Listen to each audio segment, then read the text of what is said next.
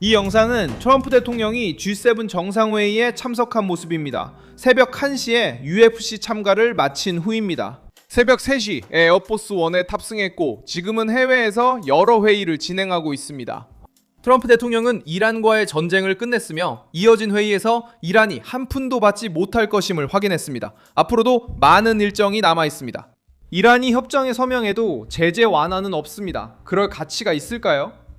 아니요, 들어가지 않습니다. 사실 이것은 그들의 행동에 관한 문제입니다. 그들이 해야 할 일을 한다면 그때부터 효력이 발생하기 시작합니다. 마크롱 대통령님, 프랑스를 대표해서 어떤 약속을 하시겠습니까? 2026년 6월 15일 월요일 미국 대통령은 중대한 메시지를 들고 주요 강대국들 앞에 나타났습니다. 이란은 협정에 서명했지만 빈 약속에 대해 한 푼도 받지 않을 것이며 자동적으로 제재가 해제되지도 않을 것이고 단순히 서명만 했다고 해서 자금이 풀리지도 않을 것입니다. 또한 후퇴를 승리로 미화하지 않겠습니다. 트럼프는 어떤 제재 완화도 이란 정권의 행동, 즉 테헤란이 앞으로 무엇을 하느냐와 테이블 위에 제시된 요구사항을 실제로 이행하느냐에 달려있다고 확인했습니다. 이 합의는 100일이 넘는 전쟁을 끝내고 호르무즈 해협을 다시 열며 석유 흐름을 회복하고 이스라엘과 전 지역에 대한 위협을 줄이려는 시도입니다. 곧이어 트럼프는 우크라이나 전쟁의 교착 상태를 풀기 위해 전화까지 걸었고 G7 정상회의에 참석하면서도 전혀 속도를 늦추지 않았다는 점을 보여줬습니다.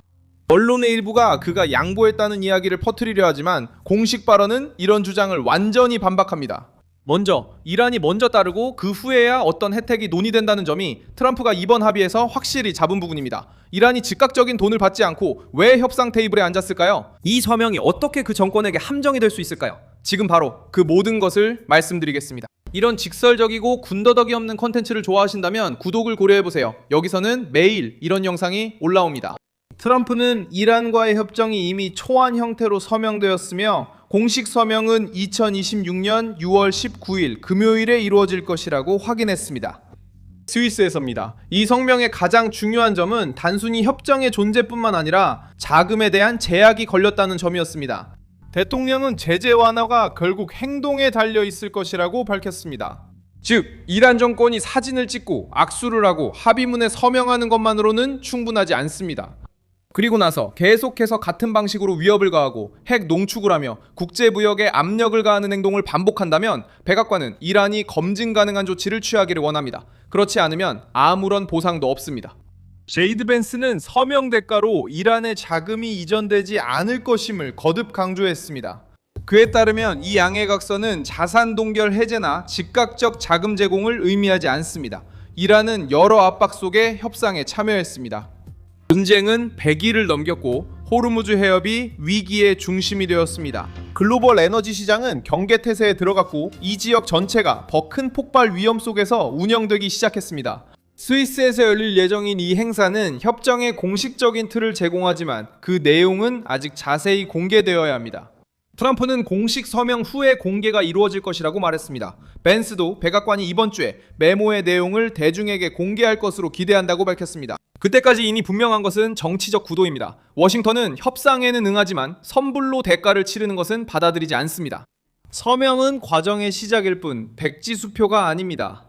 그리고 이것은 합의에 대한 해석을 바꿉니다. 왜냐하면 이란 정권이 외교적 제스처를 즉각적인 금전적 보상으로 바꾸는 것을 막기 때문입니다. 호르무즈 해협의 재개방은 핵심적인 요소입니다.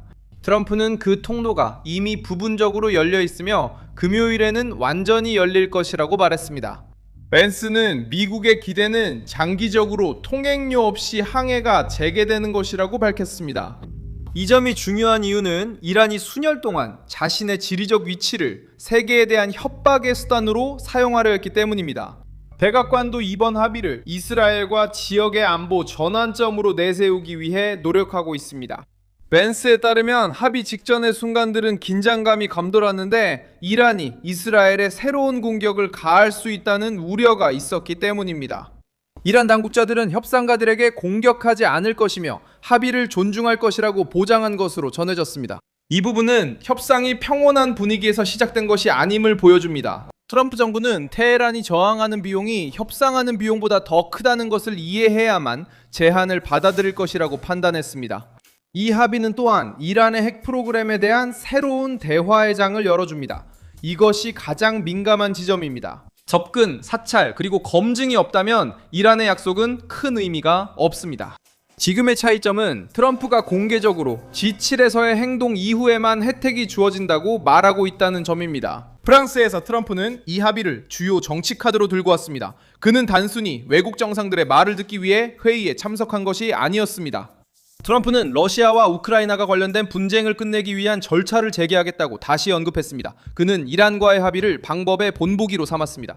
강한 압박, 직접적인 협상, 그리고 결과를 만들어내려는 시도입니다. 언론 일부와 정치적 반대자들의 반응은 전체 내용이 공개되기도 전에 이미 알려진 시나리오를 따랐습니다. 그들은 트럼프가 이란에 대해 완화 조치를 취하고 제재에서도 양보하고 정권에 돈을 넘겨줬다는 식의 주장을 퍼뜨리려 했습니다. 벤스와 트럼프의 발언은 이러한 해석을 반박합니다. 지금까지 존재하는 것은 조건부 양해각서일 뿐이며 자동적인 자금 해제도 없고 단순히 서명했다고 해서 즉각적인 제재 완화도 없으며 보상도 없습니다. 관계가 이행되지 않자 이란 정부는 이제 국내에서 문제에 직면하게 되었습니다. 대외적으로는 이 합의를 외교적 승리로 포장하려고 시도할 수 있습니다. 하지만 강경파에게는 왜 호르무즈 해협을 다시 열기로 했는지, 공격을 자제하고 미국의 요구 조건 아래에서 협상에 임했는지 설명해야 할 것입니다. 정권은 경제 위기를 완화해야 한다는 필요성과 자신의 지지자들 앞에서 약하게 보일까 하는 두려움 사이에 끼어 있습니다. 이것이 바로 스위스에서의 공식 서명이 정치적으로 의미를 갖는 이유 중 하나입니다. 그것은 대화를 공개적인 약속으로 바꾸고 조용히 빠져나가는 것을 어렵게 만듭니다. 도널드 트럼프는 워싱턴에서의 강도 높은 일정, 그리고 백악관에서 열린 UFC 행사 등 이후에 이 순간을 힘의 과시로 바꿉니다. 그는 프랑스로 출국했고 여러 회의가 예정된 G7 정상회의에 도착했습니다. 위기가 통제에서 벗어나지 않게 하려는 놀라운 에너지와 리더십, 그리고 결단력을 보여주고 있습니다. 저는 밀손 알비스 글로벌입니다. 저의 목적은 매일 진실로 여러분께 정확한 정보를 전해드리는 것입니다. 뉴스 링크는 영상 설명란에 있습니다. 이 영상에 좋아요를 눌러주시고 채널을 구독해주세요. 그리고 마지막에는 댓글도 확인해보세요. 여러분이 커뮤니티와 더 잘 소통할 수 있도록 말이죠. 밀손 알비스.